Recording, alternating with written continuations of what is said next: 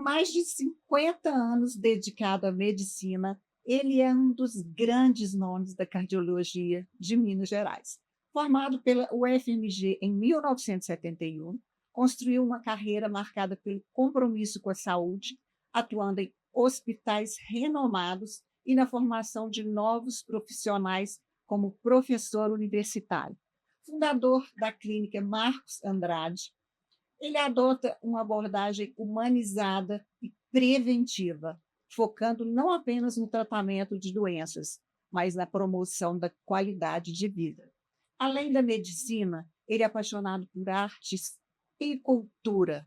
Em Ouro Preto, criou o Espaço Cultural Marcos Andrade, que abriga mais de 200 obras retratando a história da cidade de Ouro Preto. O espaço é um ponto de encontro para as manifestações artísticas, lançamentos de livros e experiências gastronômicas, unindo a precisão da medicina com a criatividade da arte. Comigo aqui, Dr. Marcos Andrade. Que prazer, doutor Marcos, te receber aqui no meu podcast, meu médico, que eu adoro, que resolve todos os problemas de todo mundo, né, doutor Marcos?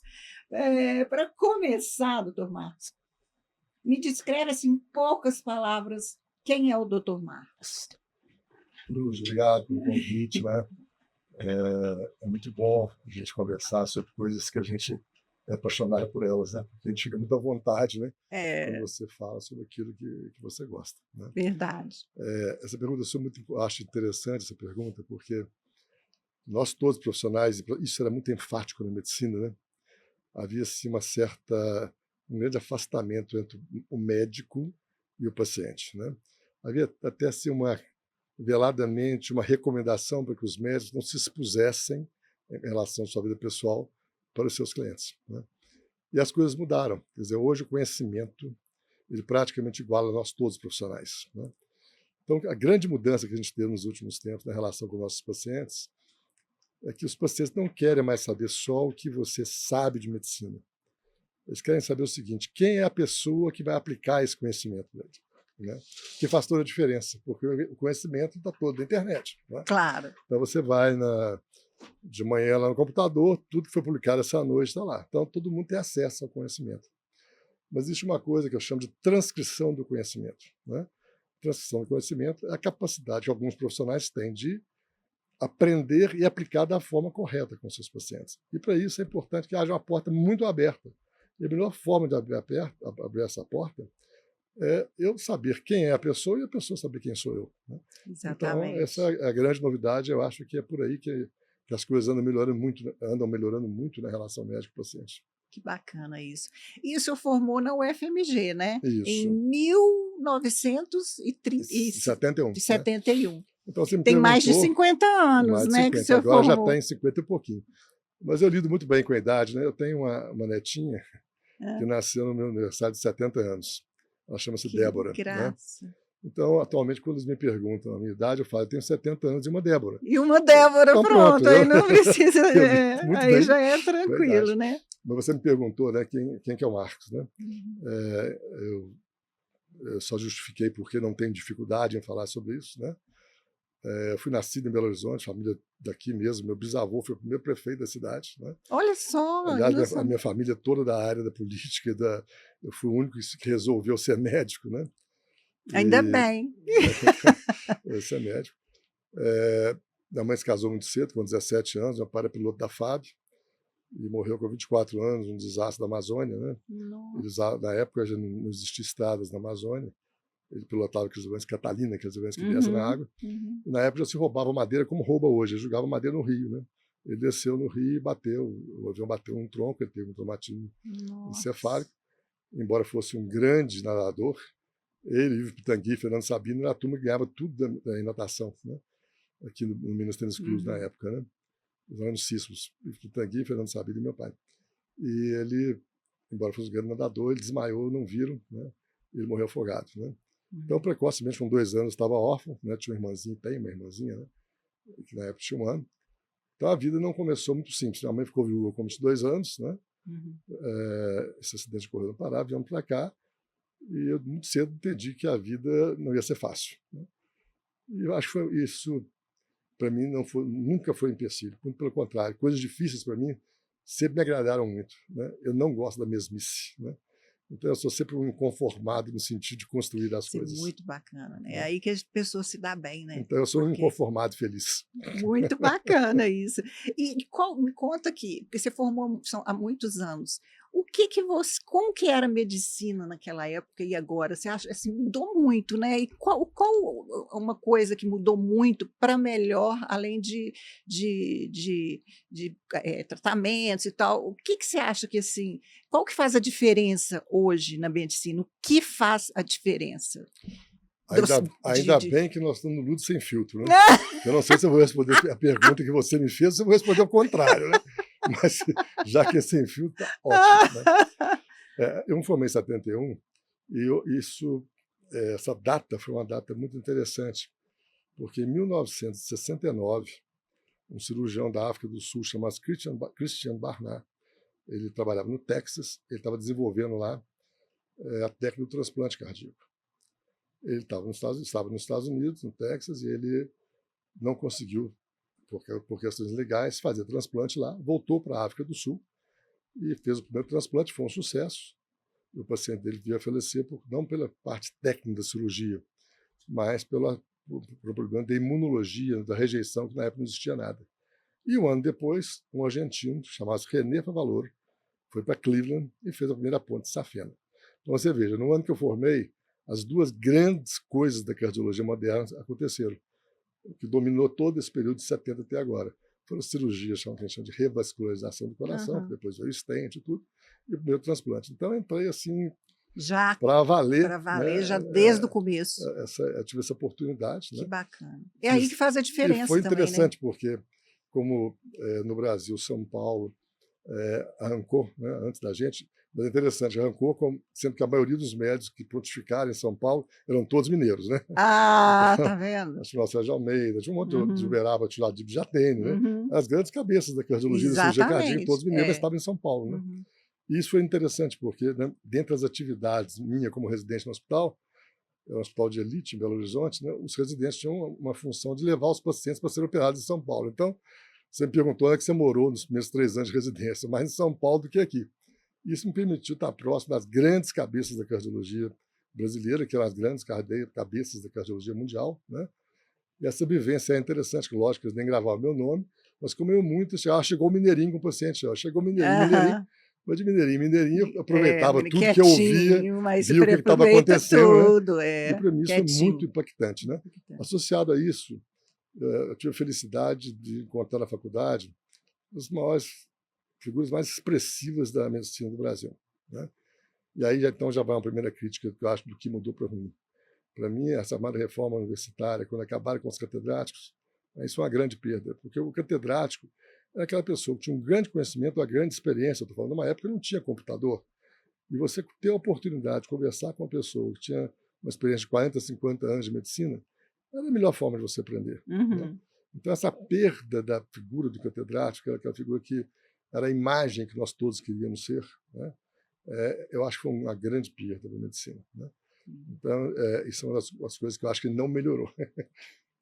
E o senhor que fundou o CTI do Hospital Pronto-Socorro, né? E Quando como que foi essa experiência?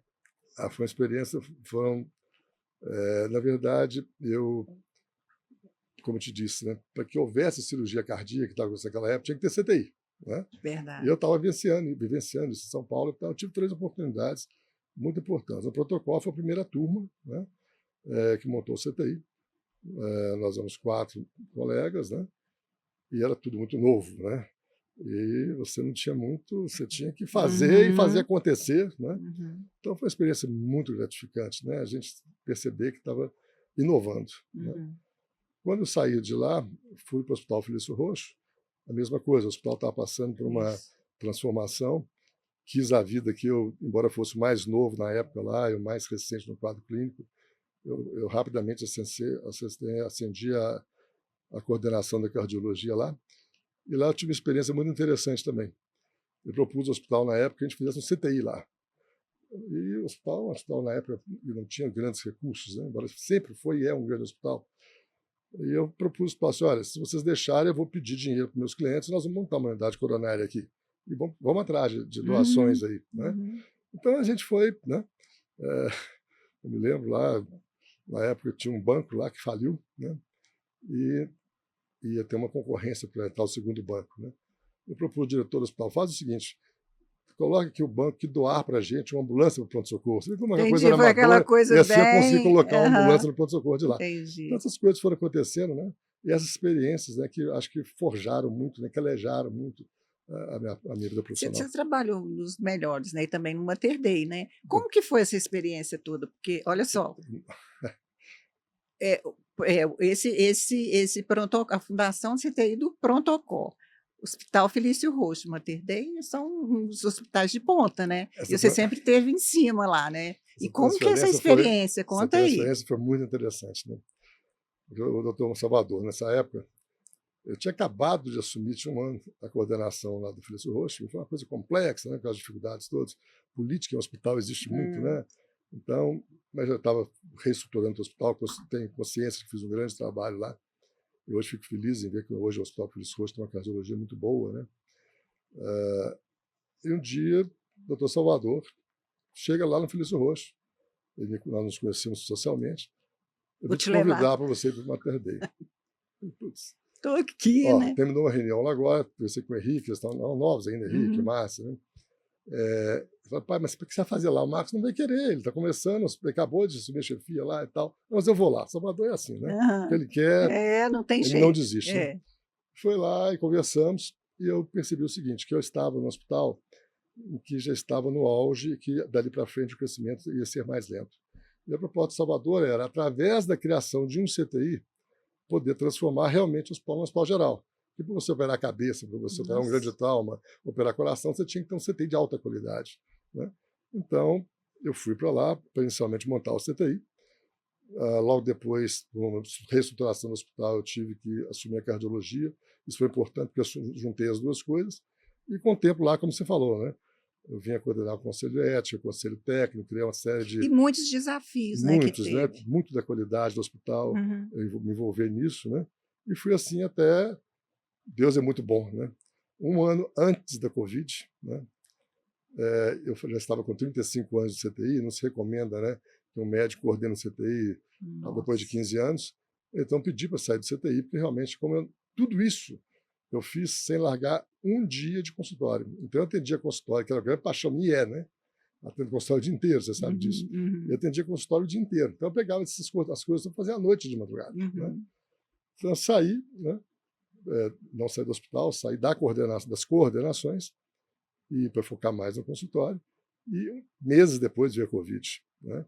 E a gente sabe um número enorme de profissionais de saúde mais idosos que morreram dentro dos hospitais contraindo a Covid. Então, acho que eu entrei na hora certa, né?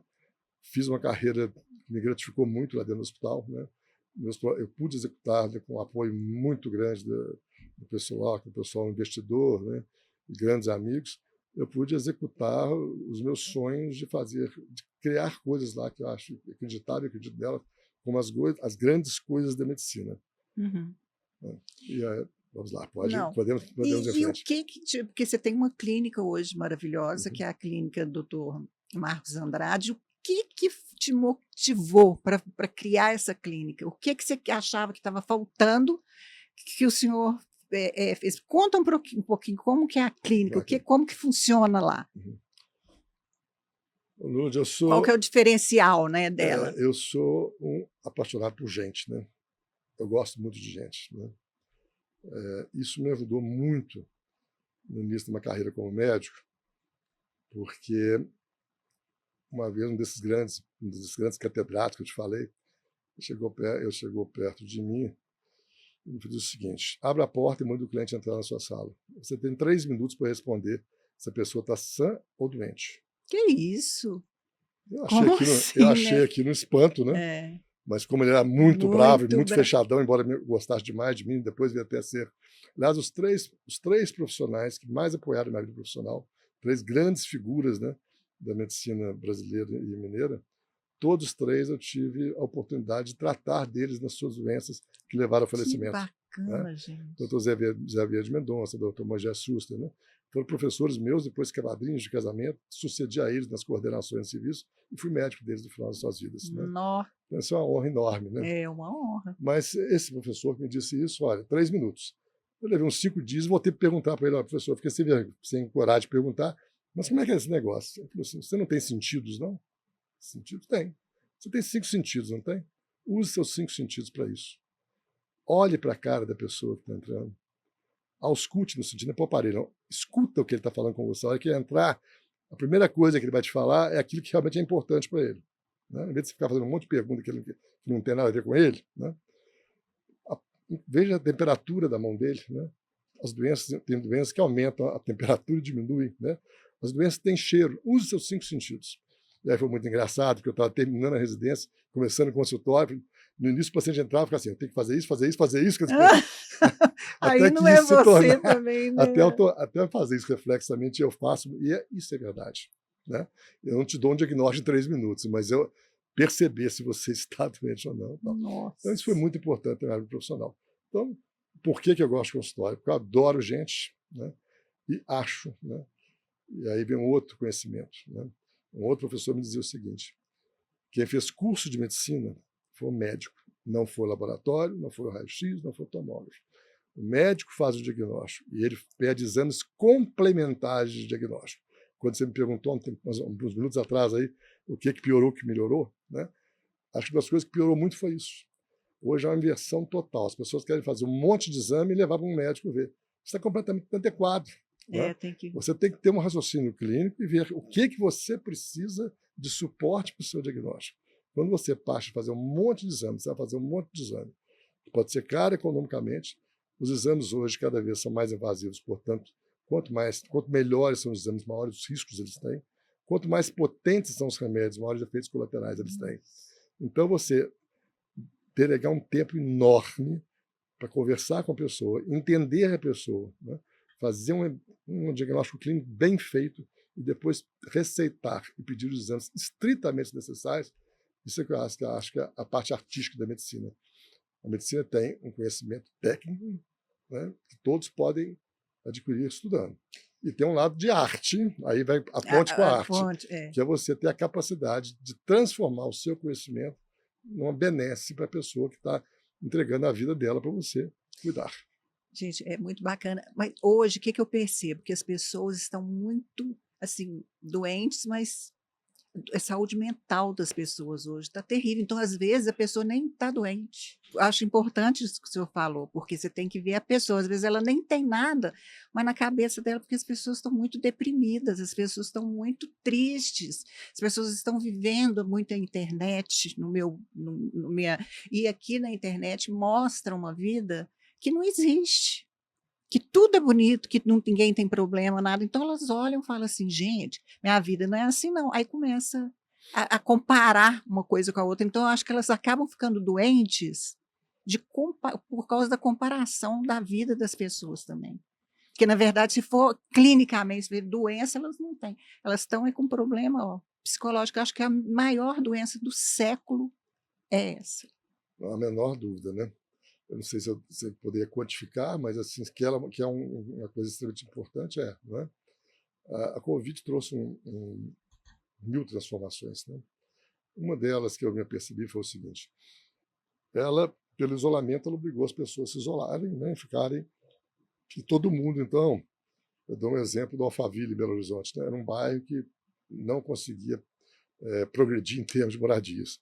Na época começou a Covid, você hoje não acha um lote mais lá. As pessoas sentiram necessidade de se isolar. Aí eu tive a impressão inicial que as pessoas estavam indo para o interior. Ou seja, nesse aglomerado não dá, vão morrer. Então eu vou para o interior. E você pensar bem é o seguinte, nós todos somos do interior. Verdade. A capital é uma consequência. Né? Quando é que surgiu a capital de um estado? Depois tinha várias cidades, todo mundo morava no interior, não é? Aí surgiu uma capital. Então, nós todos somos no interior. Então, inicialmente, eu achava que explicava bem o que estava acontecendo. As pessoas estavam indo para o interior. Mas depois eu percebi que não. Era mais do que ir para o interior. É porque, ao ir para o interior, as pessoas tinham oportunidade de se interiorizarem. E na medida que as pessoas começaram a se interiorizar, passaram a pensar nelas, isso trouxe muita coisa boa, mas trouxe as pessoas a enfrentar a realidade. E enfrentar a realidade, você tem que ter muita habilidade. Se você começar a pensar só no passado, e você não pode mudar o passado, você vai ficar deprimida. Se você ficar pensando só no futuro, você vai ficar extremamente ansioso. Então, nós hoje precisamos aprender a viver o presente. E isso é um aprendizado altamente complexo, né? E aí que entra aquela história que eu te falei. Se tem parceiro para isso, está tudo ligado à cultura. É a música, é a escultura, é a pintura, a leitura. Né? Isso aí te traz... Quando você começa a ler, o que você faz? Você traz o livro para como se fosse hoje, né? Você entra lá dentro, você entra lá né? dentro do livro, né? Você ouve uma música, você fica ali naquela... Então, você quer viver na realidade do dia a dia, você entrega a cultura. Aí você vai deixar de pensar só no futuro e, portanto, não ficar ansioso e ficar pensando nas coisas que deram errado no passado. É muito bom que a gente tenha errado muito no passado.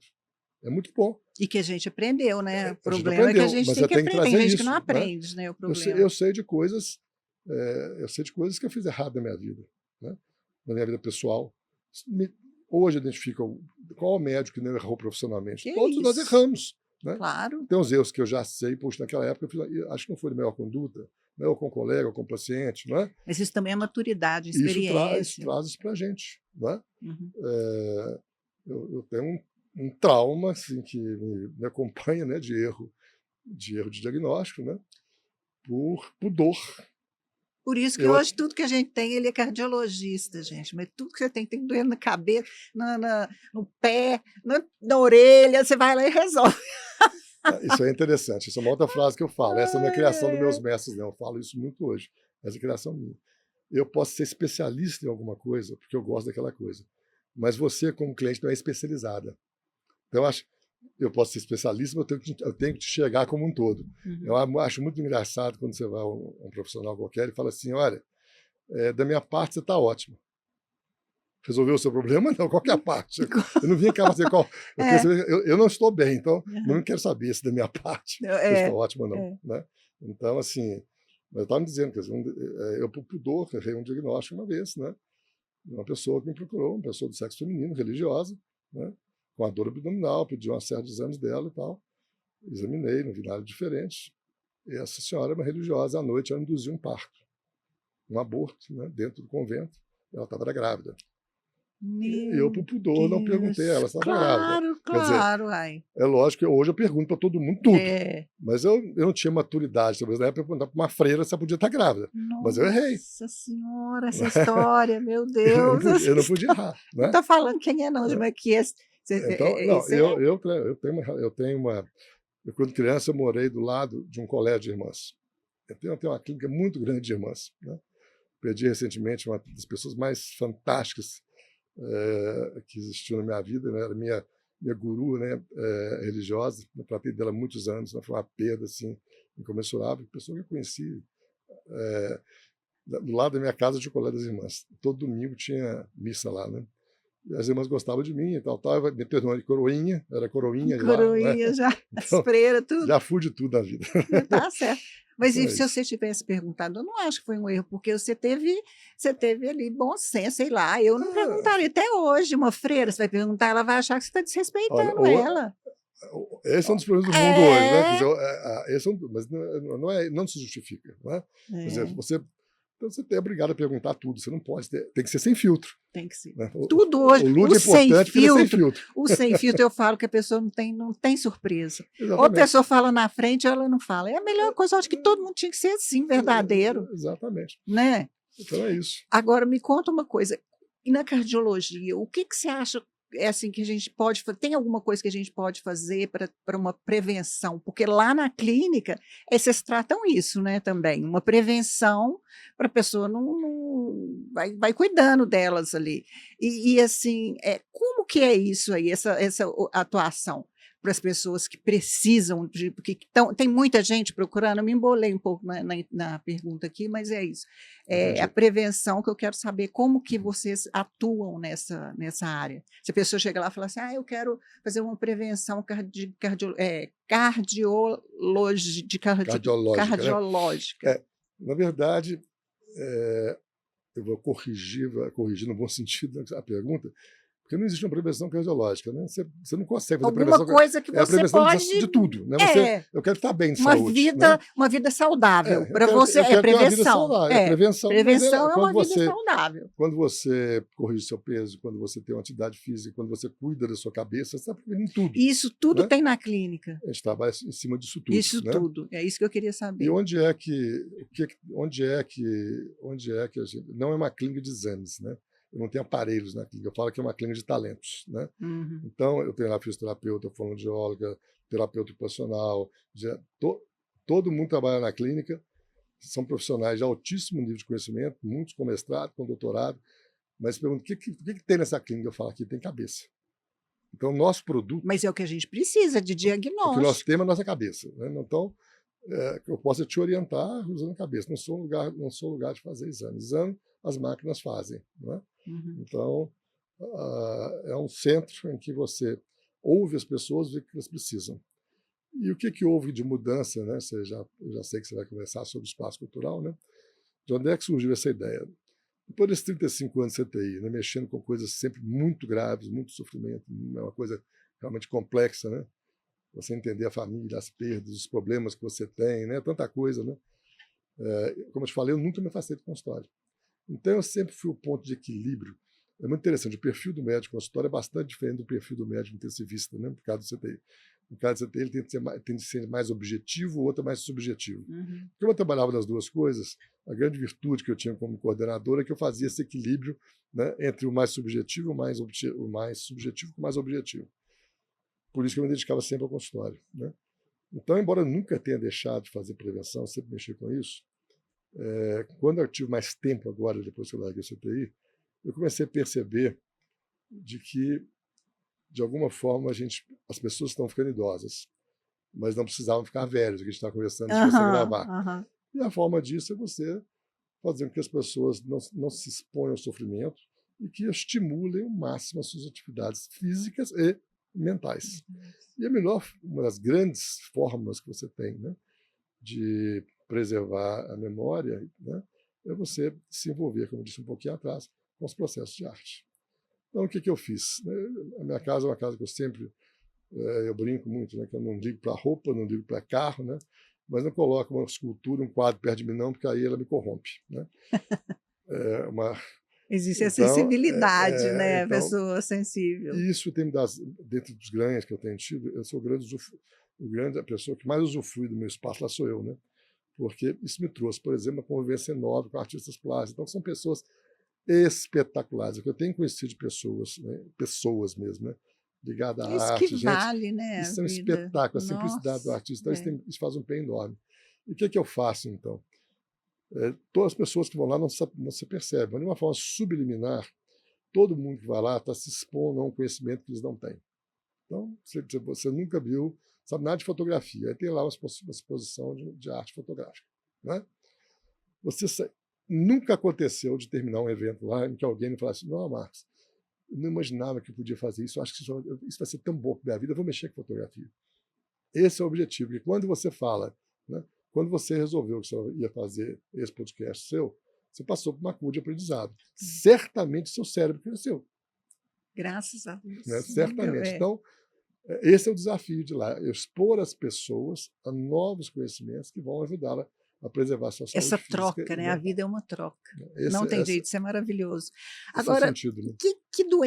Quais são as doenças que afetam mais? Eu tenho um Instagram, né? Não sei se você me segue, você sabe que eu dou dica para as mulheres de 50 a mais, né? Então, quais são as doenças que mais afetam na maturidade as mulheres? Falando das mulheres. Você acha demência? O que mais afeta as mulheres na maturidade? Eu vou te responder do mesmo jeito que eu respondo para os meus clientes. Os homens. Verdade. A pior coisa. Eu falo para vocês, a melhor coisa é ficar sozinho ultimamente. Eu falo. O problema das mulheres todas é seus maridos.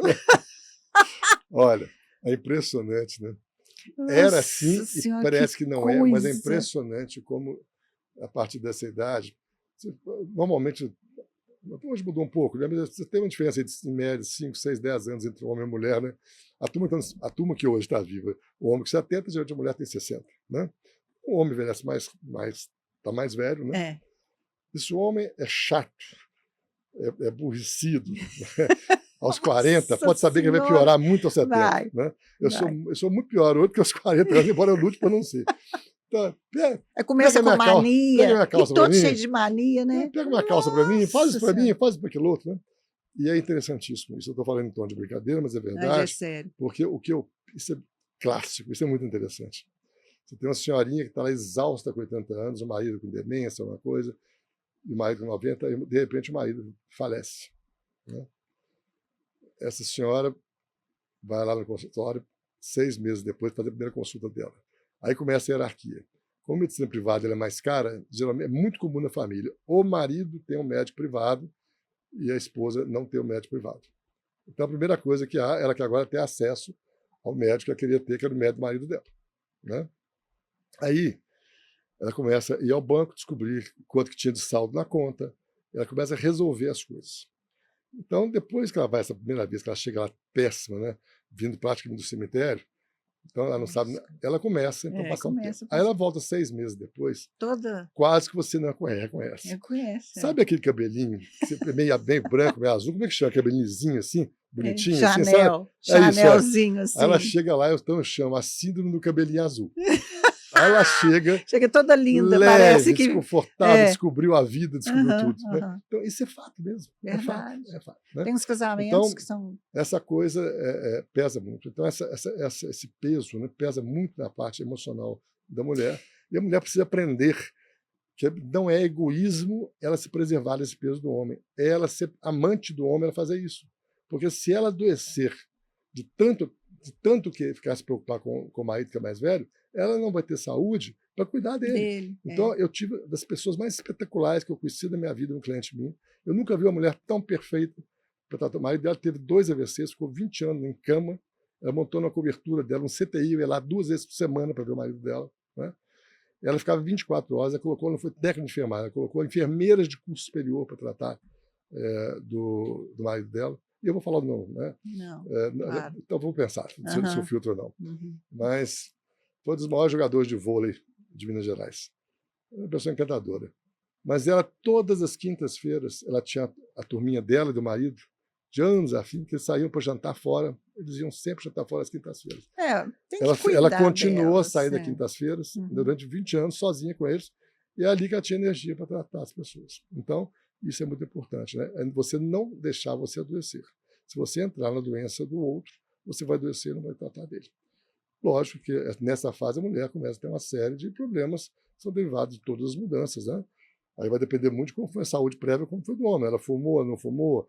Ela foi obesa, não foi obesa? Ela tratou da sua hipertensão ou não? Não, a gente, ao ser 50, 60 anos, a gente é um reflexo do que foi a vida da gente, né? Muito pouca coisa começa aos 50 anos. Né? E tem alguma diferença do infarto para mulher e para homem? Ou é tudo igual, os sintomas? Assim? Existia muita diferença, porque as mulheres eram muito diferentes dos homens. Entende? Então, existia muita diferença. Quando as mulheres se igualaram aos homens, a doença começou a ser a mesma. As mulheres faziam curso normal, secretariado ou clássico. E dificilmente trabalhavam. Então, elas não tinham, por exemplo, o estresse do trabalho externo, tinha o estresse do trabalho interno. Hoje, todas trabalham. Então, o estresse, que só prejudica o infarto pelo estresse no homem, hoje é o mesmo infarto pelo estresse da mulher. Então, não tem diferença mais. Antigamente... tem algumas coisas que, obviamente, são derivadas de hormônio, como falei e tal. Mas a maioria dos fatores ambientais que levavam a ser diferente, hoje desapareceram, né? Quais que são os primeiros sinais assim do declínio cognitivo, demência em mulher? Tem algum sinal que a pessoa dá o sinal? O que é assim? É natural, né, que a gente, com o tempo, você começa a ter algumas perdas, né? E aí a gente tem que fazer uma diferenciação muito grande, porque a informação ela era pequena e lenta. Né? Hoje, a informação é enorme e rápida. E a nossa cabeça não é como o nosso computador, que você troca lá uma peça dele e a E memória ele dele já aumenta. é. Então você precisa saber o seguinte: acha que você está perdendo a memória ou a quantidade de informação que é muito grande e você então não consegue mais colocar isso aí. Vamos dizer, quando eu era pequeno, os telefones tinham 4 números. Hoje tem 9 ou 11, sei lá. É, Então, é. era muito mais fácil guardar 4 do que 11, não é isso? Mas para isso, né, você perguntou sobre prevenção, dentro da área da terapia ocupacional, dentro da área da neurologia, hoje a gente tem testes muito simples, né? São testes que você faz de consultório, né? Em que você tem essa resposta de uma maneira muito objetiva. É uma E bateria de tem teste. tratamento, assim? Tem alguma ajuda, assim, para preservar a memória e a saúde, né, mental, assim? Tem alguma coisa que você pode fazer lá na clínica? Olha, isso é o que a gente chama de up to date, né? Hum. Nós temos tempinho ainda? Temos? Temos, Ah, então tá ótimo. temos ainda A bastante. velocidade da informação, nós estamos dizendo, é muito grande, né? Eu tinha que ficar com você aqui até umas 3 horas, porque é tanta curiosidade, gente, o cara é um Google, nós estamos na frente do Google, quando você digita, ele sabe tudo. Então aqui dá vontade de ficar 3 horas aqui com ele, mas a gente vai resumir um pouquinho. Eu, dentro dessa preocupação minha com o uso de remédios, né? Eu, por exemplo, fui sempre um crítico muito grande quando começou a surgir o tal do Ozempic, né? Como você sabe, eu faço muito medicina de família, chegava Uhum. lá a mocinha novinha com uma preguinha aqui, que ela queria Queria tirar já porque o biquíni não estava bem. Falei, o vovô é médico do senhor, ele falou para eu vir cá que o senhor vai dar Ozempic para mim. Então, assim, eu nunca fui contra a droga, mas fui contra o abuso dessa droga para as coisas que ela não tinha significado, né? E é uma droga que a gente sabe, né, que ela tem grandes vantagens, grandes indicações, mas tem seus efeitos colaterais, né? e o Mondiaro também veio agora, Cada né. quanto mais potente e tal. Se você tem uma ideia, né, essas drogas, uma das coisas que elas fazem é fazer o estômago ficar mais lento para se esvaziar. O que aconteceu 2 anos atrás, no mundo inteiro se começou a observar que pessoas que operaram de qualquer coisa, operar de apendicite, qualquer coisa que você fosse operar, qualquer coisa de vesícula e tal, o número de pneumonias que estavam aparecendo no pós-operatório estava aumentando no mundo inteiro. Então, fosse pesquisar o que era. As pessoas que estavam tomando essas drogas, quando você vai operar, o que o médico fala? Fica 8 horas de jejum, né? Por quê? Isso. Para não ter alimento no estômago, para você não vomitar na hora da anestesia e esse líquido ir para o seu pulmão. O que estava acontecendo? Essas drogas, como retêm o alimento no estômago, o mundo inteiro estava tendo isso. Então, Nossa! hoje, e isso é coisa de 6 meses, 1 ano para cá, quando você vai fazer a visita pré-anestésica, o anestesista está lá, está tomando, suspende 15 dias para você poder ser operado.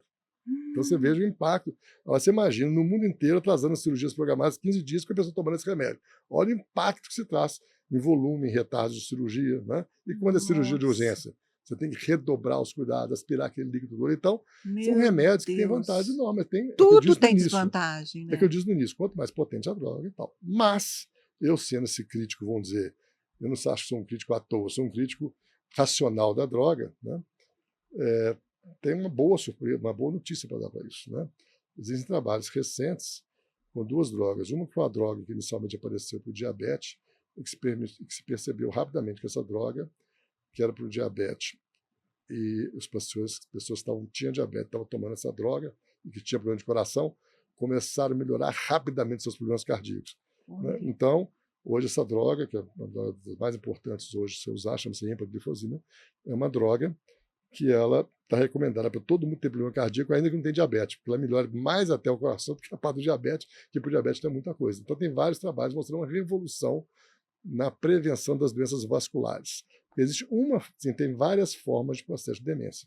Uma delas é a chama de demência vascular, quer dizer, os vasos sanguíneos que vão para o cérebro que estão se obstruindo, igual obstrui no coração e da infarto, eles vão obstruir, deixar de irrigar o cérebro e você vai ter demência porque a sua célula cerebral não está sendo nutrida, tá certo? Mas estão surgindo trabalhos agora super, super recentes mostrando que essas drogas do grupo da semaglutida, essas 2 drogas do Ozempic, parecem que têm um efeito muito importante também nos processos de demência. São poucos trabalhos ainda, mas alguns deles já bem, vamos dizer, Avançados. avaliados estatisticamente, né? Então parece, né, que essas drogas vão ser drogas promissoras em relação ao uso da demência, né? Então é uma notícia nova, mas tem trabalhos, tem embasamento, mas eu falo, né, que a medicina tem que tomar cuidado com muita coisa. Você não vai se lembrar, porque você não tinha idade para isso. Muitos anos atrás, as mulheres vomitavam, era um desespero, mulher grávida, todas vomitavam. Aí apareceu uma droga, né? Que era a droga que acabou com o vômito das mulheres, né? E no mundo inteiro acabou o vômito. Até que se descobrisse, né, que aquelas crianças todas que estavam nascendo sem pé, né, lá no mundo inteiro, você imagina, todas as grávidas usavam, né, a droga para vômito, né? Mas dava esses defeitos todos. Nossa. Né? Então, quando você tem uma droga que fosse usada, era lógico que é estudada pelo laboratório por um certo tempo, muita gente estudada e tal, mas tem algumas coisas que aparecem com o tempo, né? E com a observação clínica maior. Toda droga que vai ser lançada tem várias fases de pesquisa. E a última fase agora vamos usar, e muita gente vão ver o que acontece. Muito bom. Agora me fala aqui, quais são os eventos assim que você faz lá no Espaço Cultural? Qual que é esse geralmente tudo é network também, né? Você vai conhecendo vai conhecendo outras pessoas que se conectam. Exatamente. Isso é maravilhoso, né? Exatamente. É o que eu acho que é o que você falou no começo da questão de medicina com a cultura, como melhora, né? Tudo. Então é tudo uma coisa só ali, né? E é uma coisa atrelada à outra. Como o evento é fora da cidade, né? Esse espaço que eu chamo de Espaço Cultural, ele onde era originalmente meu sítio, né? É em Ouro Preto. É no meio, entre Itabirito e Ouro Preto, né? Mas é na estrada mesmo. Sítio. Né? Estou pertinho, né? Mas você mora lá? Vamos responder. É pertinho de onde vai sair a Vila Galeia agora, né? Vila Galeia vai tá 5 ter. quilômetros, vai Isso, lá agora. Maravilhoso, vai inaugurar. É um projeto espetacular, né? Eu estou 5 quilômetros da Vila Galeia, na beirada da estrada mesmo, né? Tem épocas que eu moro lá, tem épocas que eu moro aqui. Aí depende do coração. E como que está o coração agora? O coração está muito bem. O coração tá muito meu bem. Amigo, um beijo para você. O coração está muito bem. Faz parte do processo de maturação, né? A gente até chegar ao coração certo. É verdade. Mas, então, como eu estou dependendo muito, né? Eu fui diminuindo a minha estrutura de moradia em Belo Horizonte, fui aumentando a casa, uma casa muito grande. E é uma delícia, a qualidade de vida lá é diferente. E aí eu vou te ilustrar nisso aí. Então, eu fui diminuindo o meu espaço aqui. Hoje eu tenho uma parte hotel ali do lado do Diamond, que é perto do Mater Dei, e do lado do meu consultório aqui na Savassi. Então, eu moro aqui, moro lá, dependendo do momento. Da minha demanda, da minha demanda profissional, né? Eu me ajusto a isso. Né? Então, estrutura, como é longe, então, obviamente, todo programa tem que ter um almoço, né? Porque para você ir voltar sem almoçar não tem jeito. Né? Então, a gente faria a parte gastronômica, mas o almoço também é altamente didático. Se você pedir água com gás, não vai ter. Se pedir refrigerante, não vai ter. Né? Mas é bom. Então, assim, ninguém sabe. Você percebe que você almoçou, é engraçado. Almocei, não tinha água com gás, não tinha refrigerante. Mas um vinho tem. Vinho tem. A frase é a seguinte: o médico não deve receitar vinho para ninguém. Não, mas se a pessoa disser, eu bebo, qual que eu devo beber? Aí você fala que bebo vinho. Doutor Marco, agora uma coisa. Uma tacinha todo dia faz mal? Não, uma tacinha. Isso é um assunto muito controverso. Ele partiu de que o álcool fazia mal para tudo, depois fazia bem para tudo. Tudo na vida tudo tem que ser equilíbrio também, né? Com moderação. Né? Então, assim, o álcool, em grande quantidade, é extremamente maléfico em todos os aspectos para a pessoa humana. Né? Então, terminando de responder a sua pergunta, então a gente tem sempre um almoço, uma coisa assim, a gente varia. Né? Trouxe agora uns grandes cozinheiros da Amazônia para fazer um almoço só com peixes manauaras, né? Vai para a Itália, vai por aqui. Aí a gente vai variando de acordo com as coisas. E os artistas vão variando muito, e é interessante, né? Essa semana, por exemplo, eu tenho um soft rock. Soft rock eu tenho 2 clientes, né? São os irmãos Simone, da família Vidigal, que são 2 experts. Eles têm o maior local de gravação de música do Brasil em rock, né? Eles têm uma observação espetacular. São 2 roqueiros espetaculares, são de família de clientes, né? E eles a banda deles que vai tocar lá, né?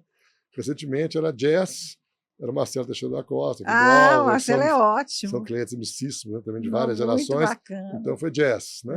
Então, assim, é interessante porque acaba que, dentro dessa coisa minha de ser muito aberto com meus clientes, fazer minha grande amizade com os pacientes todos, e de fazer muita medicina de família, a maioria dos meus pacientes estão na 4ª geração já, né? Bisavô, avô, tal, estão todos juntos lá. É interessante que tantas pessoas que vão lá como artista, como as que vão lá para curtir a coisa, são todos amigos e clientes. Mas é muito interessante, porque aí surgem alguns fatos. A gente falou da Beth aqui agora mesmo, né? A Beth estava lá em casa e convidei um casal de amigos, cirurgião, um dos grandes cirurgiões amigos meus, Alexandre, e começaram a conversar, descobriram que moravam no mesmo apartamento, no mesmo prédio há 8 anos, nunca tinham se visto. Gente, Né? ela e esse médico, Alexandre, há 8 anos, se conheceram nesse evento. Aí, há pouco, alguém me chamou, era um cliente meu, desembargador federal, que estava conversando com um amigo meu, que é cirurgião de joelho. Começamos a conversar. Eles moram também do lado da Assembleia, um quarteirão ali na frente, há 6 anos, nunca tinham se encontrado no prédio. Gente, e foram encontrar Lá. lá. Ai, gente, isso é conexão, né? Isso é muito então, bacana. você veja que, de novo, né, esse processo de aproximar as pessoas, quer dizer, o que atraiu? Não fui eu, atraiu que a pessoa viu todos gostavam de um dia, foi o dia do jazz, né, todos gostavam de jazz. E foram lá e acho que fizeram. esse tipo de coisa. Hoje eu já sei que já teve jantar feito da casa desse desembargador e que o meu cozinheiro foi fazer o jantar lá. Ai, gente, isso é maravilhoso. Isso é maravilhoso, gente. Eu amo essas conexões, adoro mesmo. Agora, me fala um momento marcante da sua carreira. Um momento que você fala, esse momento marcou a minha carreira. Qualquer coisa, pode ser. Isso vamos ver se eu consigo. Já não vou conseguir. Esse é um momento muito marcante mesmo. Um dia me perguntaram o seguinte: quando que você decidiu ser médico? Né? Puxa, quando? Eu tenho 54 anos que eu sou médico. Né? E eu, no domingo, eu definitivamente não recebo ninguém lá em casa. Eu tenho uma capela muito gostosa lá em casa. No domingo é o dia que eu gosto de sentar ali e ouvir música clássica na capela. Né? E eu estava pensando, sentei lá e meu tempinho, pensando, diabo, como é que eu vou responder para essa pessoa que dia que eu resolvi ser médico? Né? E descobri. Né? Aí eu me lembrei, como eu disse, eu fiquei órfão com 2 anos, né? Minha irmã tinha 1 mês, e nós entramos no jardim de infância, num colégio até hoje existe, chama Grupo Escolar Delfim Moreira, no Espírito Santo, ali entre Tupis e Goitacazes, né? Uma escola pública, né? E minha irmãzinha começava a chorar, então eles levavam para a minha sala para ficar comigo, para chorar, porque eu queria o pai. Nossa. Né? Eu nunca esqueci. E você é tão criança, né? Eu, 4 anos. E aí eu tenho uma péssima memória de infância. Nunca imaginei que isso fosse aparecer na minha vida. Aí, quando me perguntaram isso, eu me lembrei desse dia exatamente. A professora chegou e falou: Marquinhos, sua irmãzinha vai com você aqui, porque ela está muito triste, seu papai agora é uma estrelinha, não sei o que e tal. Então você precisa de cuidar dela. Com 4 anos. Então, eu acho que quando eu vi, você precisa de cuidar dela. Vou cuidar das pessoas. Muito bacana. Tempo. Entendi. O olhinho aqui não te deixou, desculpe. Não, mas o que é isso? Isso aí acho que a história, né, da sua vida. Foi o dia que eu resolvi ser médico, sabe? E aí foi muito interessante. E hoje você, o tanto que você ajuda as pessoas, nossa, é maravilhoso. Eu não abro mão de ajudar as pessoas. Não abre mesmo, que eu conheço a sua história, eu sei o médico eu falo que você é. Se você ligar para o meu telefone, eu falo com os pacientes, e na terceira chamada, 24 horas por dia, eu não atender, eu falo com os pacientes homens, coloca um terno preto e pergunta onde é que está sendo meu velório. Verdade. Né? Eu realmente... Você dá uma assistência mesmo. Eu acho que você, depois que você conquista de uma pessoa o direito de ser o médico dela, você não tem direito de faltar. Né? Você tem coisa que eu assim, sou radical com todas as pessoas que trabalham comigo. Não façam isso que eu não deixo. Né? É a diferença, gente, que a pessoa faz na vida das outras, porque hoje médico tem demais. Eu posso ter errado, errei muito na vida como médico, como todo médico erra. Ninguém é dono de tudo no conhecimento, né? Mas você tem a obrigação de procurar fazer. O resultado, a medicina define isso, né? O médico ele não é processado porque ele errou. Ele é processado por ser omisso ou negligente. A medicina não exige que eu acerte todo o tempo. Eu não sou Deus, mas ela exige que eu não possa ser omisso nem negligente. Todo processo ético-profissional, você sabe por que os processos vocês falam que os médicos nunca são condenados? É por quê? Porque o doente, às vezes, tem muita dificuldade em saber se o médico errou ou não errou tecnicamente, porque o paciente não tem esse domínio. Mas ele enxerga se o médico não tratou dele bem. E se o médico não tratou dele bem, ele vai ao processo médico. E a análise do Conselho Regional é se o médico cometeu ou não um erro técnico. Portanto, não vai aparecer nenhum erro. Entende? Porque o erro não foi técnico. O médico pode ter feito certo, mas ele não conseguiu conquistar aquilo que era importante. Ele não conseguiu levar a saúde global, física e mental do paciente. Pode até, às vezes, ter melhorado a parte do paciente. Muito bacana. Agora, um livro que todo profissional da saúde deveria ler. Isso aí é uma dica para quem está começando agora, uma dica de um médico super experiente. É meio doido, né? Meio doido, mas assim, todo mundo é doido. Quem não é doido não é normal. Olha a minha história, quem não é doido não é normal. É um livro que eu recomendo muito. Esse é um livro que, de novo, vou trazer o pessoal para cá, né? Eu li esse livro, o motivo é muito pessoal, né? Como eu te disse, meu pai era... Ele e o Tanguy e Fernando Sabino eram os grandes narradores do Minas, né? E Fernando Sabino, no Encontro Marcado, tem um capítulo lá que chama A Morte do Piloto. Nesse capítulo, é um capítulo que meu pai chama-se Marcos também, né? A personagem chama-se Rodrigo, e ele conta a história da morte do meu pai nesse acidente lá na Amazônia, né? Eu fui ler esse livro para poder entender essa história. Minha mãe teve um cuidado enorme. Minha mãe foi uma pessoa incrível, né? Faleceu há uns 2 anos. O que ela guardou de coisas da pouca vida que meu pai teve para mim, tem um arsenal de coisas que me ajudam muito na minha vida, né? Baseado na história dele, né? E então eu fui atrás desse livro em cima disso. Mas desse livro eu encontrei muita coisa boa, né? Mas depois eu li a História de São Lucas, né? A História de São Lucas é um livro, né? Médico de homens, de almas de homens, né? É um livro que eu consideraria assim como um livro que toca, né? É uma Agora, dica. para a vida pessoal, esse é um livro para te emprestar vai ser difícil. É um livro que foi me dado de presente pelo Vivaldo Moreira, né? Presidente da Academia de Letras, foi grande amigo, grande cliente, né? Pessoa maravilhosa da minha vida também. Chama-se O Ciúme. O Ciúme? Esse livro escrito é um francês, um livro traduzido para português. Esse livro é um negócio que todo homem e toda mulher tinha que ler. E todo médico. Mas ele tem para vender, se eu a gente acho que procurar? Não. É um livro antiquíssimo, amarelado, ele me deu. Em resumo, é o seguinte: é um médico apaixonado por uma mulher, e essa mulher o abandona em Paris.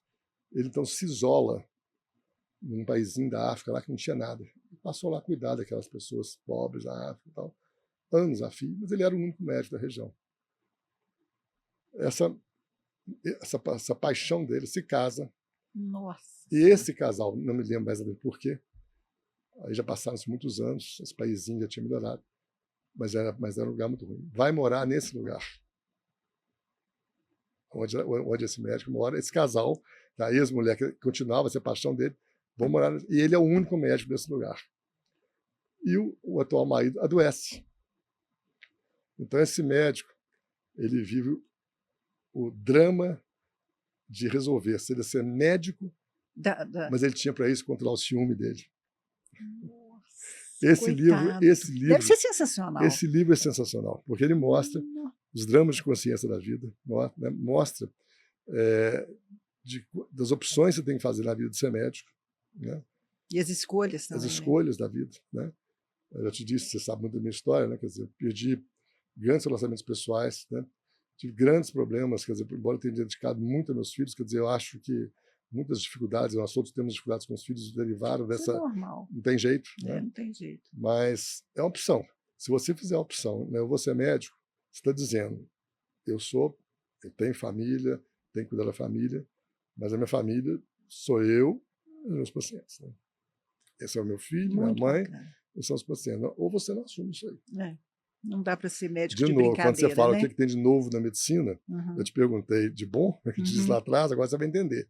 Eu falei, eu não sei se eu acho que a medicina melhorou muito. Eu acho que o conhecimento melhorou muito. A forma de exercer a medicina, a hora que isso aí for publicado, nosso papo aqui, certamente não é todo mundo que vai concordar comigo. Eu acho que o conhecimento aumentou muito. Não sei se a forma de exercer a medicina melhorou muito. Não sei. Verdade. Uma frase que te inspira. Uma frase que te inspira. Eu vi no seu no seu Instagram lá, logo uma fixada lá em cima, mas não sei, né? Uma frase que te É porque eu tenho o inspira. Instagram pessoal da clínica e o do... Sobre envelhecer, você falou uma frase sobre envelhecer. Mas assim, lógico, eu quero uma frase não sua sei. que te inspira, uma frase, talvez não sei. Não é tanta coisa que inspira a gente, né? Tem coisa, realmente. Vamos Vamos conversando um pouquinho mais. Um segredo para um envelhecimento saudável é aquilo que você já falou, né? Viver hoje, né? Viver o hoje. Tem um filminho que está passando na internet, aí eu peguei esse filminho, coloquei essa semana lá no Clínica Marcos Andrade. É uma senhorinha idosa, a pessoa olha, andando no surf. Então, essa foto que eu vi, esse que eu vi, e uma frase. Essa frase. É. Né? A música em francês tocando. Isso, né? isso. E ela a lá. Frase é essa. A frase é essa. Viver até essa idade é o registro de que tudo deu certo na sua vida. Exatamente. Ficar velho é dizer que tudo deu certo na sua vida. Que tudo deu certo, porque se não der, você morre. Ou você fica velho ou você morre também, né? Aquela publicação deu em 2 horas 1.800 acessos. E não é coisa minha, eu copiei de alguém, mandei. Né? Muito bacana. Por tem aí. umas frases que tocam a gente, né? Que tem tudo a ver. Né? Agora, uma lição que você aprendeu com seus pacientes. Eu acho que a maior de todas foi essa que eu te contei da irmãzinha de caridade. Você não tem o direito, né, perante o seu cliente, ter qualquer tipo de preconceito. Né? E hoje isso é uma coisa complexa. Né? Porque tantas variabilidades sociais que a gente tem, uma série de regras certas ou idiotas, não importa a quantificação, hoje isso é uma coisa muito séria. Né? Isso é uma coisa muito séria. Você tem que estar preparado para tudo. Né? Você recebe no consultório hoje pessoas com todos os pensamentos, com todas as ideias. Você acha que você não tem que mudar as suas percepções de vida, né? Ninguém vai mudar as percepções que depois de 70 anos e uma Débora, né? Depois de 70 anos e uma Débora, eu posso atualizar minhas percepções de vida, mas dificilmente, né? Eu brinco, eu falo o seguinte, né? Eu sou filho de militar, minha mãe se casou 10 anos depois com outro militar, então eu sou enteado de militar, quis a vida, e aí fica até uma homenagem, vou me repetir, que eu fizesse colégio militar, né? Foi a coisa mais importante da minha vida. Né? O colégio militar é um colégio que iguala as pessoas. Se você é muito sapequinha, te põe aqui. Se você é muito para trás, eu era muito para trás, ele te puxa para cá. Tem um ensino espetacular, mostra que as pessoas todas são iguais. Né? E eu fiz por motivo de premência financeira. O colégio militar, poucos militares sabem disso. Foi um colégio fundado por Dom Pedro II, na pós-guerra do Paraguai, para dar ensino gratuito aos órfãos dos militares que morreram na Guerra do Paraguai. Né? E até hoje, o que ele faz? Hoje você não tem mais órfãos da Guerra do Paraguai. Mas todos os militares que morrem em ação, foi o caso do meu pai, os filhos têm ensino gratuito, ensino, livro, tudo gratuito, né? É como reconhecimento deles a essa morte traumática. Então, eu digo, eu fui filho de militar, enteado de militar, 7 anos de colégio militar, sério, e fui fazer medicina, que é uma coisa que, na minha percepção, extremamente exigente para você como pessoa. Acho que foi essa, né? Nem sei se nós não programamos nada para essa conversa, né? Nada. Tá muito mais, acho que se eu tivesse psicóloga, eu ia vir aqui me xingar, porque eu falei muito mais com você do que com a psicóloga. Mas a luz sem fio atira tudo, né? Atira água em pedra. Atirar isso, né? Então, quer dizer, dentro desse tipo de padrão, é muito difícil você mudar alguma coisa no sentido do seu comportamento ético, né? Os valores éticos não vão mudar muito, pode mudar a periferia do ético. Né? Então, para você, dentro de da ética, acaba que é uma coisa que, né, as coisas vão mudando. Né? Então, é preciso que... é difícil você tem que ter muita inteligência emocional para ir se adaptando aos tempos novos. Porque senão você está fora do mercado no sentido, senão você deixa de ser um bom médico. Né? Você tem que atualizar então, sempre. Eu tenho que, na minha atualização técnica é fácil. Atualização comportamental, você tem que fazer com que as novas percepções da sociedade lidem bem com as percepções que você tem com as suas verdades pessoais. Né? Recentemente, foi até engraçado, chegou uma moça no consultório, também neta de um cliente, ela chegou, abriu a porta, entrou, tive conta de ter 3, né? Ela tinha um cabelo meio verde, vermelho, o Olha, sapato era mas amarelo, isso aí uma coisa completamente é, essa coisa, né, normal, né? normal, Hoje tal, normal tal. no dia de Mas hoje. foi interessante e tal, porque quando eu comecei a conversar com ela e tal, lá pelas tantas, você pergunta, o que você faz? Você quer saber Claro. como é que é a vida da pessoa, né? Aham. Aí ela falou assim, a pessoa está me perguntando, aquelas jovens mais novas, Aham. você está me perguntando o que eu faço porque o senhor não me conhece, não? Mentira! Como é que você vai conhecer? Aí É. eu fiquei assim, então, falei, me desculpe, realmente, não tá, me dá só um segundinho, por favor, né? Dê aquele jeitinho, né? Fui lá fora, pedi minha secretária, quem que é essa moça? A secretária falou, que era fulano, de tal lugar, tal. Aí eu voltei. Gente, mas você não é obrigado a conhecer, mas né? você vê como é que você Porque tem que outra, adaptar. você tem que estar integrado em tudo também, Mas aí é isso, também é cara, mas se eu não complicado. As pessoas conseguisse, cobram muito, né? Isso. se eu não conseguisse, vibe que fala, se eu não conseguisse É, entrar na a vibe vibe dela, da a consulta pessoa, não a dá, porque consulta não na anda. medida que eu entrei da vibe dela, acho Da que esse é o termo, vibe né? dela, A consulta foi um sucesso. Né? funcionou. Mas se como você não entrar, você estava perdido. O senhor é muito sério também. Você é um cara muito não sou, preparado. Você é muito preparado. Mas esse outro lado, eu não sou, você é profissional. eu sou uma pessoa engraçada, né? Você tem os dois me lados, mas questiono muito você disso, né? sabe onde usar os dois. Talvez seja por aí. É né? isso, você sabe onde usar os dois, eu já percebi. Quem conhece você mesmo, o Marcos é uma coisa, e o Marcos muito da como dificuldade médico, que eu tive na minha né? vida, muito da dificuldade que eu tive na minha vida, é porque eu sempre fui uma pessoa extremamente simples, mas eu sempre fui muito tímido. E a timidez leva as pessoas a confundirem com arrogância.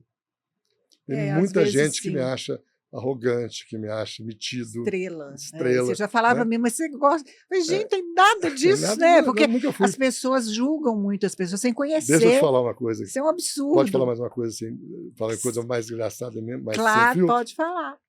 Eu nunca na minha vida, nas minhas relações de namoro, tal, sempre eu fui, eu nunca fui a pessoa mais atirada, sempre fui extremamente tímido para me aproximar de mulheres, por exemplo, na minha vida inteira. Aí vem a história, eu tinha a maior vergonha de entrar numa loja para comprar uma roupa, quando eu comprava, né? Hoje não gosto de comprar mesmo, né? Se fosse uma moça bonita. Eu morria de vergonha. Olha que coisa, gente. Não, e assim, então, como que você passa uma imagem diferente de uma coisa que não tem nada a ver, né? Exatamente. Ai, gente. Ô, gente, igual eu falei anteriormente, que eu queria ficar aqui umas 3 horas, mas nossa entrevista já está quase acabando e nós vamos para o ping-pong agora. Vamos lá. Vamos lá. ainda tem jeito. Olha só, um lugar. Minha casa, minha igrejinha. Família. Minhas netas, né? Hoje eu estou tendo mais tempo para elas, né? Qualidade de vida. Estou em né? fase de meus filhos, estou em fase de aproximação deles e uma saudade enorme dos meus pais. Religião. Tudo que faz as pessoas serem boas. Qualquer religião que mostra para as pessoas que elas têm que ser boas, que têm que amar as outras, são as minhas religiões. Um amor. Em qualquer sentido. Pelo que você falou, seus pais, né? Mas... Essa história do pai é muito interessante, né? É muito toca a gente. Ping-pong, eu vou te falar, vou te tomar um segundinho no ping-pong. Logo após a morte da minha mãe recente, um dia na minha igrejinha lá, tive uma crise de choro convulsivo. Tem quanto tempo que sua mãe faleceu? Tem 2 anos. Uhum. Você imagina uma pessoa que foi viúva com 21 anos e tinha um filho homem. Qual era a relação, né? Na casa fica uns 400 metros da estrada do BR para o Preto. Eu tive uma crise de choro convulsivo esse dia na igreja, mas não parecia um choro triste, não. Aquele choro que você não consegue controlar, eu tinha a impressão que lá no estado eu me ouvi. Sabe de que foi esse choro? De uma saudade louca do meu pai. Mesmo. Do meu pai, que eu não conheci. Eu conversando com uma grande amiga, que é psicóloga, contei esse fato para ela, ela falou muito claro, Marcos, sua mãe se tornou uma gigante na sua vida, para suprir seu pai e ela. Enquanto ela estava viva, seu pai estava escondido atrás dela. Quando ela morreu, o primeiro tempo que você teve para pensar no seu pai, você não o conheceu, mas existiu na sua vida. Você teve uma saudade louca na vida. Então, uma grande saudade. Do que você não teve. A saudade que eu tive recente. Verdade. Tempinho. Tempinho de novo. Um arrependimento. Eu falei, foi esse profissional. Que mais? Vamos lá, esse ping-pong é complicado mesmo. Arte e cultura, sua vida. Aí, Momentos felizes. ótimo, legal. Agora eu lembrei da coisa de trás. Eu tenho um rapaz que eu chamo meu filho preto, que não pode falar essa palavra, mas eu posso falar, mas preto pode. É meu filho preto, né? É um rapaz que, por questões de vida, abandonado, foi morar lá em casa. Hoje é meu filho mesmo, um gênio que apareceu na minha vida, né? Uma pessoa fantástica. E tem todos os dons, tudo ele sabe. Qualquer coisa que você falar, ele sabe fazer. Eu um dia pedi para ele fazer uma parede lá em casa, e quando eu cheguei, eu imaginava que ele ia ter um senso estético, ficou horroroso. Um horror. Falei, Flávio, amanhã quando eu chegar aqui, não quero ver nem sombra dessa parede. Joga isso no chão. E fui embora para trabalhar. Aí quando eu cheguei em casa, eu falei, coisa engraçada, hein? Acabei de descobrir, eu nunca fui de sítio, essas coisas, nunca fui. De cidade mesmo. Falei, acabei de descobrir o que aconteceu comigo, né? Eu não sou arquiteto, e lá eu faço coisas que o arquiteto faz, né, sem saber. Eu não sou decorador, mas toda a minha casa é decorada por mim. E eu não sou paisagista, todos os jardins são feitos por mim. E sabe o que acontece quando eu faço alguma coisa errada lá? A mesma coisa da parede. Posso derrubar e sabe o que acontece? Não morre ninguém. Então, é o meu contraponto. Então, 35 anos, mais 20 e tantos, né, são 54, me cuidando para não errar, embora eu tenha errado muito, né? Claro, senão você não eu encontrei alguma coisa e que eu não sendo artista, não sendo pintor, não sendo decorador, não sendo paisagista, não sendo pintor, eu fui aprendendo a fazer, né? Uns gostam, não importa, né? É meu jeito de ser. Minha casa, tem gente que acha horrorosa, tem gente que acha linda, mas todo mundo concorda, ela é diferente, porque não, ela é toda a minha expressão artística, entende? É o lugar que você gosta, que você quer estar. É meu jeito, o lugar, né? Então, isso aí. Então, assim, essa arte, né, que é a minha amiga, né? Bacana demais. Uma viagem inesquecível. Eu não sou uma pessoa, eu não tive oportunidade na minha vida de viajar muito. A profissão me prendeu muito, né? Essa coisa muito de ligação muito forte pessoal de eu ter que fazer, eu ter que estar presente. E eu nunca tive uma vida financeira fácil. As pessoas se enganam. O profissional liberal. Eu te disse alguns médicos, difícil. Eu tive alguns médicos, te contei aqui a história, professores meus e tal, e eu vi muito colega médico, muito cardiologista da geração anterior à minha, morrer em situações de extrema dificuldade financeira. Eu vi médico famosíssimo em Belo Horizonte chegar dentro do CT do hospital me pedindo para ajudar a prescrever, e porque ele não estava nem conseguindo prescrever, né? E eu vi que ele estava trabalhando aqui porque ele precisava ter dinheiro. O profissional liberal que faz medicina querendo fazer o quê, né?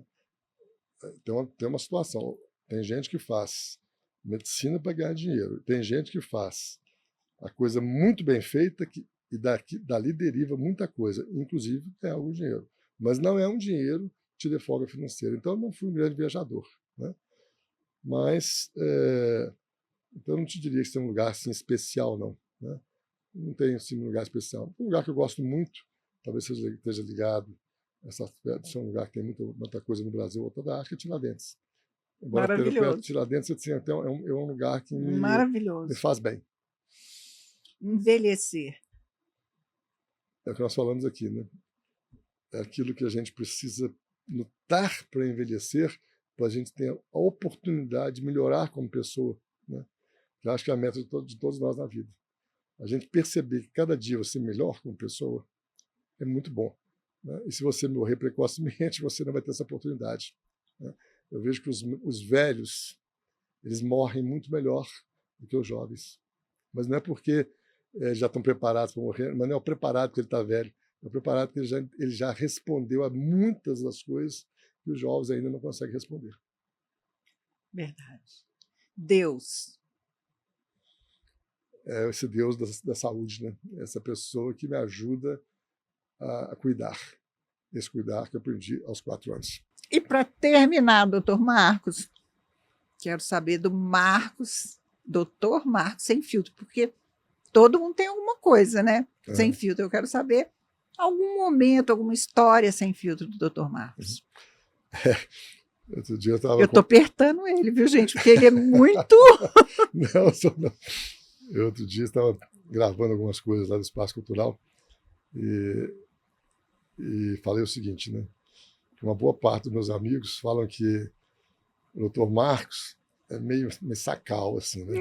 Mas que o Marcão lá do sítio é um espetáculo, né? Então é o Marcão que é sem filtro. É uma coisa, né? Mas eu acho que você merece uma resposta mais pessoal. Né? Você percebeu, eu sou uma pessoa que desmorona à toa, eu sou uma pessoa, embora pareça parecer forte muito formal, demais, muito formal, né? Muito. Mas você percebeu que mas isso é porque você é sensível. Exatamente, isso é diferente. Né? Exatamente. Eu acho assim que a grande diferença que eu faço do meu comportamento mais estruturado, mais informal, mais formal, profissional, que eu acho que é importante, né?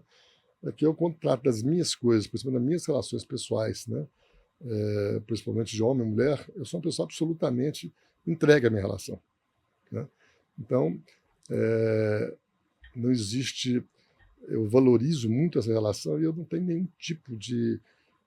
eu sou uma pessoa absolutamente entregue, verdadeiro, cabeça, corpo e alma, sem nenhum tipo de restrição com qualquer coisa dentro das minhas relações pessoais. Mas isso é muito bom, isso é melhor, é um sem filtro muito bom isso aí, porque agora você tem que dar sorte de estar com a pessoa certa. E agora parece que você está, né? Mas e aí você pode se entregar, porque tem pessoas que você se entrega e você tem decepção. Que eu nunca tive medo, não foi fácil, eu nunca tive medo de entender que o relacionamento tinha dado, que era possível, e começar um novo relacionamento. Claro, né? Que é. Eu tive 2 casamentos maravilhosos, eu sou assim. Foi muito bom quando durou. Eu tive um relacionamento que eu talvez não tenha guardado mais as melhores lembranças. Mas eu tenho profundo carinho, profunda admiração por todas as mulheres que eu convivi. Né?